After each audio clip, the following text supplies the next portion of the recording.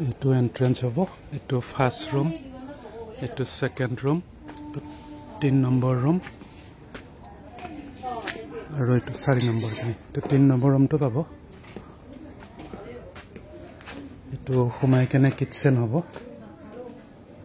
ইয়াতে এইটো পানী পাব আপোনালোকে পানীটো ষ্টৰ কৰি থব লাগিব এইটো কিচেন বেচিন আছে এইখন দৰ্জা সোমাই আকৌ বেডৰুম আছে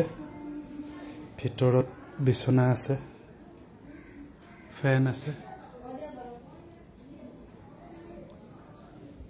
এনেকে আপোনাৰ আলমিৰা এটা আছে আৰু এইটো লেট্ৰিন বাথৰুম ভিতৰতে হ'ব লেট্ৰিন বাথৰুম